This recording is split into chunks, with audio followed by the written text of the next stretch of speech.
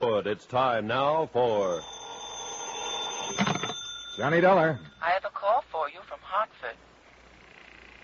Go ahead, please. Johnny? Right here. Connors at Paramount Adjusters.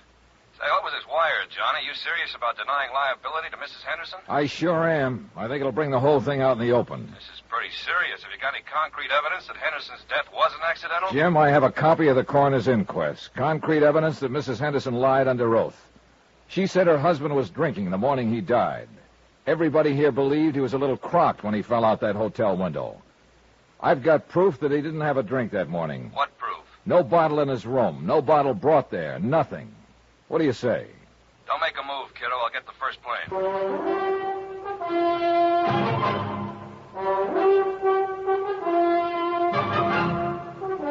Tonight and every weekday night, Bob Bailey in the transcribed adventures of the man with the action-packed expense account, America's fabulous freelance insurance investigator. Yours truly, Johnny Dollar.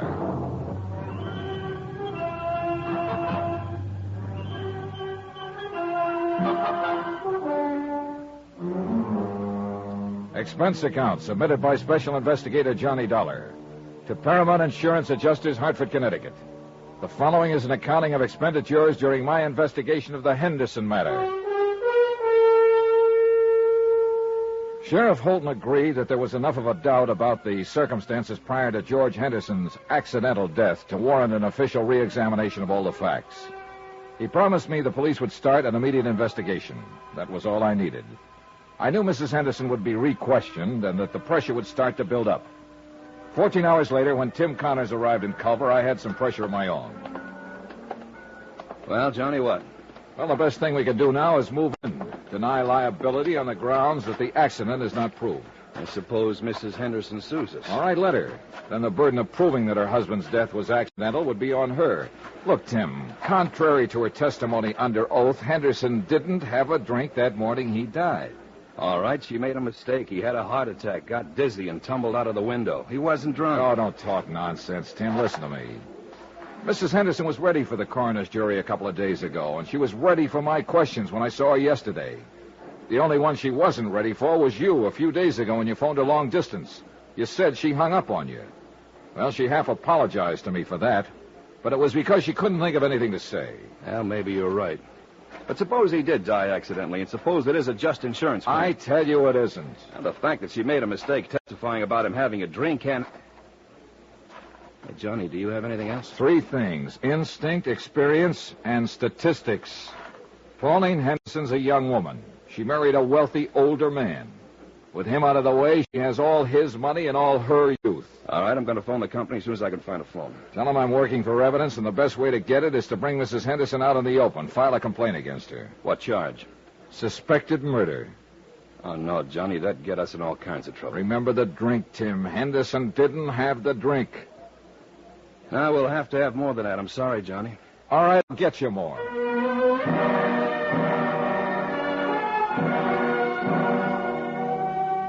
An hour later, I was with Sheriff Holton comparing notes. He reported that after questioning Mrs. Henderson, she admitted she might have been mistaken about Henderson drinking the morning of his death. She wasn't sure. But Eve Holton said what we both were thinking. You went in front of the coroner's jury and gave a misleading impression, son. Made us think that George was drunk and stumbled out the window. Well, we better find out who helped her pull this off. Sheriff Holton had every man in his office working on the case by then. It was a long, tedious job of combing over everything in Pauline Henderson's background to find a possible accomplice. About 5 p.m, I drove to the Henderson ranch with Holton. Mrs. Henderson was out, but we interviewed one of the servants. That's right, sir. Once, twice a week. Uh-huh. You know where she drove to on these trips? I have no idea. Mrs. Henderson get up early in the morning and be gone all day. How do you know she went out of town? Well, she generally take a small suitcase with her, change her clothes. You don't take those when you're visiting a friend in town, do you? Tell us what car she'd use on these trips. The Cadillac. Always come back covered with mud and ice. Always have to be washed up. Mr. Henderson used to complain about that. About the car being dirty? About the trips, mostly. He and Mrs. Henderson had some pretty good arguments about him. He'd say Mrs. Henderson shouldn't visit that man. What man? Just that man. I never knew who it was they argued about. You've known Mrs. Henderson quite a long time, huh? Yes, sir. Knew her when she was a little girl, when she first came here. Saw her grow up, go away to school, go away to Europe, come back a little more grown up and a little different every time. Were you surprised when Mr. Henderson married her? Well, no. No. Yes, guess I was. Because she was so much younger? Not that so much. I mean, well, Mr. Henderson, he had something about the plains and cattle and mountains about him. When he moved, it was as big as all them things. And Mrs. Henderson was different. She didn't fit in here? Is that what you're trying to say? I think she fit. Not like him, though. Before they were married, they were sort of like good friends. I mean, they'd ride horses and go hunting and laugh and talk about different things. Mrs. Henderson, well, she traveled Europe, saw so many things and places in the world. She fit here, but then she didn't belong here. I feel awful about Mr. Henderson's being dead. If there was anything wrong with the way he died, I'd like it to be fixed. Mrs. Henderson will probably fire me for talking like this, but I don't care. This house isn't the same no more.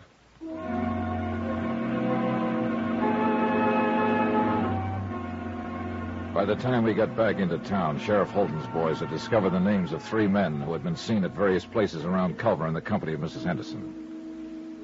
Rod Tyler, Oh, who's he? mining engineer. He's been away from here for over a year now. Here's another one, Sam Pollard. Sam died 6 months ago. Hey, What? Noah Baxter. Oh, Baxter. That name's vaguely familiar. Yeah, he owns a hotel you're staying in. A couple of ranches, too. Well, he might have been the one who tried to have you thrown out. Oh. He also owns the mayor. Young man? About 30, 35. Let's go see him. Another drive, this time north of Culver to the Baxter Ranch. We found Noah Baxter busy with his help shoring horns on cattle. A lean, tall man with thin features. If you're trying to find out if I haven't seen Pauline on the sly while she'd been married to George, why didn't you come right out and ask? All right, have you? No, not on the sly. There's nothing between us. George knew any time she came over here to see me. He was a good friend of mine. I'm sorry he's dead. Pauline's a good friend of mine, too. I'm sorry you people are thinking what you are about us. Let's go up the house. It's getting cold. All right, Stan, that's enough for today. No, I got to ask you this. Where were you last Thursday? The day George died, Sheriff? Yeah. I was right here. Can you prove that? Sure. Ask anybody. You boys want a drink? No, thanks. No. Well, I do. Mac! Mac! I'll get it myself. When was the last time you were in Culver, Mr. Baxter? 3-4 weeks ago, my cook and the others handle what supplies we need. Do you mind if we talk to some of your help around here? No? What do you want to talk to them about? About last Thursday? About what happened when Mrs. Henderson came here to visit? It wouldn't look good if she came here to visit me, would it? Well, that depends on the circumstances, no? Well, she'd come and sit there and read and look at some of those paintings. We'd talk. When I had time. Anything wrong with that? No. Mr. Baxter, I think I ought to tell you, I've asked my company to file a complaint against Mrs. Henderson. Suspicion of murder. Oh. I'd like to tell you something. She didn't kill him and she didn't have him killed. She loved him a lot more than George loved her, I think. Both of you know her. Her dad was a drunken cowhand. When he died, George took her over, gave her everything. So you see, you're wrong. She loved George for giving her what he gave her, and mostly for being the kind of a man he was. I lied to you a couple of minutes ago. There was something between us. It was bound to happen sooner or later. She'd come here to cry on my shoulder, and I let her. Cry? About George. He wanted to divorce her. Didn't you know that?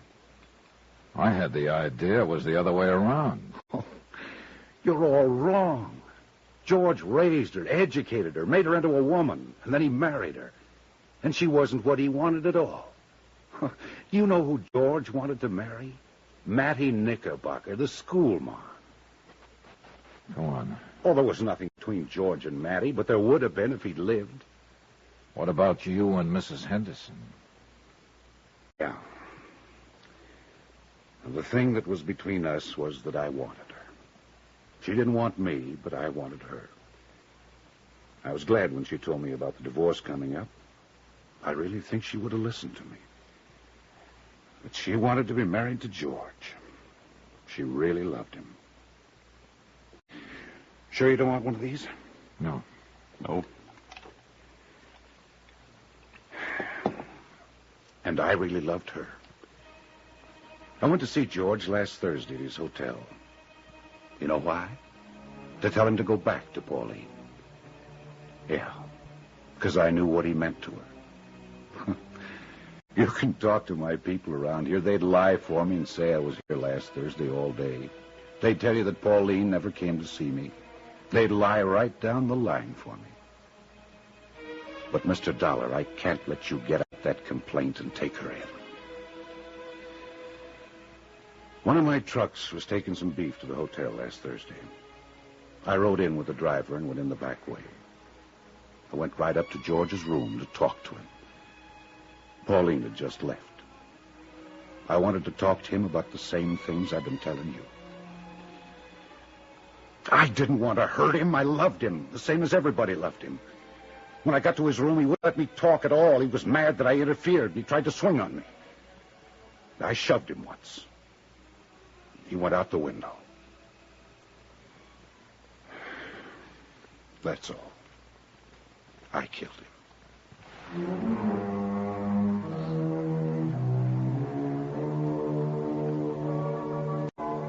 Expense account item 8, $58.15, hotel and food while in Culver, Montana. Item 9, same as item 2, transportation by train and plane back to Hartford. Item 10, $88, miscellaneous. Expense account total, $802.50. Remarks? We still had to pay double indemnity. Mattie Knickerbocker, Pauline Henderson, Noah Baxter, they'll pay another way. With the hurt that comes to nice people. Yours truly, Johnny Dollar.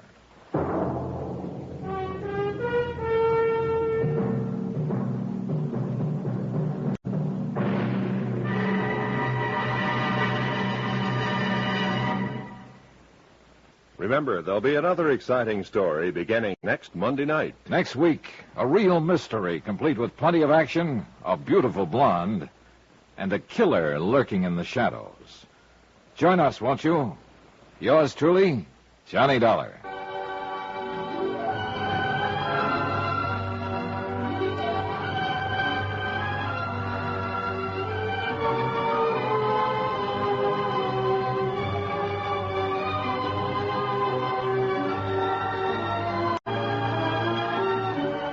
Yours truly, Johnny Dollar, starring Bob Bailey, is transcribed in Hollywood. Written by John Dawson, it is produced and directed by Jack Johnstone.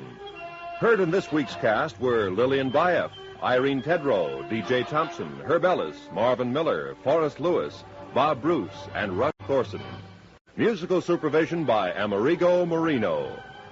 Be sure to join us on Monday night, same time and station, for another exciting story of yours truly, Johnny Dollar. This is Roy Rowan speaking.